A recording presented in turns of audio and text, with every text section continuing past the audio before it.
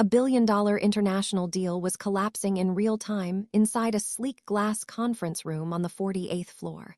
14 professional interpreters had already failed. Voices were rising. Executives were panicking. Investors from 8 different countries sat frustrated, misunderstood, and just minutes away from walking out permanently. The CEO's face had gone pale. Years of careful negotiation were on the verge of dying because no one could bridge the growing communication disaster. Then, while quietly emptying a trash bin in the corner, a janitor everyone had ignored for months slowly raised his hand. The room fell silent.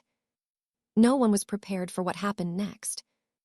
Before we continue, if you believe in kindness, hidden talent, and second chances, please like this video, comment where you're watching from, share this story with someone who needs it, and subscribe to Moments Hub for more emotional stories that stay with you.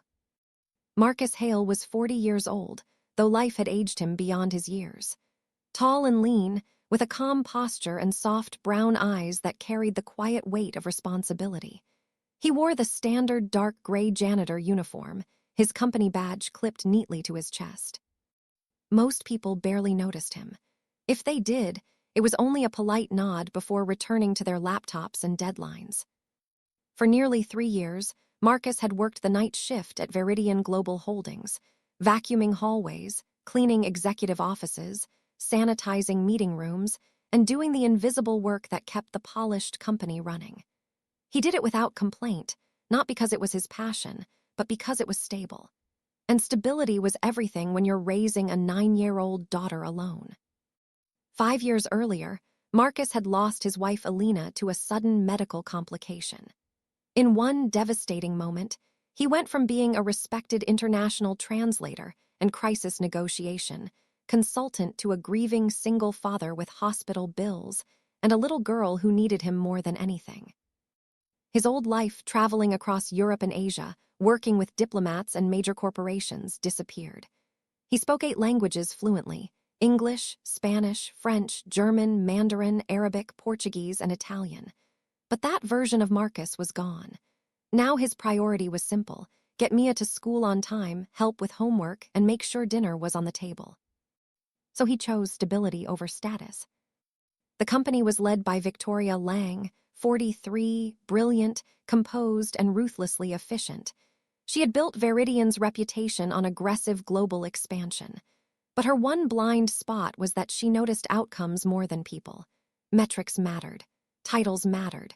The humans behind them often didn't. That morning, they were closing one of the biggest deals in the company's history, a $2 billion multinational sustainability logistics partnership. Months of preparation, massive expectations, everything was at stake. Until the translation issues began. Technical terms didn't translate properly, nuances vanished, tension rose, misunderstandings multiplied. 4 different professional interpreters tried and failed. The atmosphere turned toxic. Delegates started checking their watches and gathering their documents. Control was slipping away. Meanwhile, Marcus was simply doing his afternoon cleanup in the back of the room, emptying bins, collecting coffee cups, listening. He understood every word, every missed nuance, every cultural misstep. He hesitated. This wasn't his place. But watching a solvable problem destroy something so important became too painful. So he slowly raised his hand. At first, people looked confused, then irritated, a janitor. But desperation opened strange doors. Victoria, exhausted and out of options, nodded. Marcus stepped forward calmly. No showmanship, no ego, just quiet confidence. What followed was extraordinary. He moved effortlessly between languages, clarifying misunderstandings, reframing concerns, and adjusting tone with perfect cultural sensitivity. He explained complex technical details with precision while gently acknowledging the emotions hidden beneath the words. Within minutes, the entire room transformed.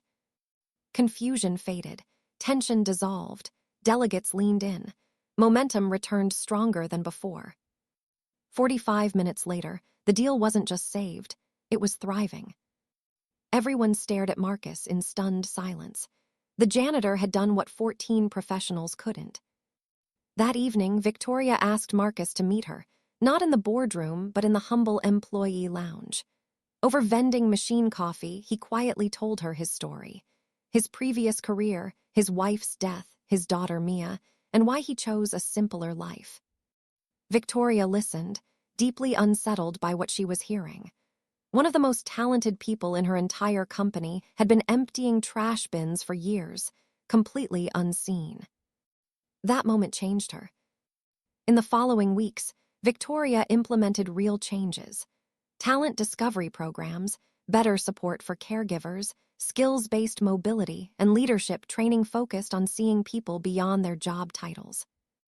Marcus was offered a senior international communications advisory role with flexible hours built around Mia's needs. After careful thought, he accepted, not out of ambition, but because it finally felt balanced. Months later, Marcus walked the halls of Viridian differently, still humble, still grounded, but now seen. Victoria often thinks back to that day when 14 interpreters failed and one janitor succeeded. Not as an embarrassing story, but as her most important leadership lesson. Talent doesn't always wear suits. Sometimes it wears a janitor's uniform and shows up exactly when it's needed most. If this story touched you, like this video, leave a comment, share it with someone who needs encouragement, and subscribe to Moments Hub for more stories about humility, resilience, and second chances. Sometimes the person who saves everything is the one nobody thought to ask.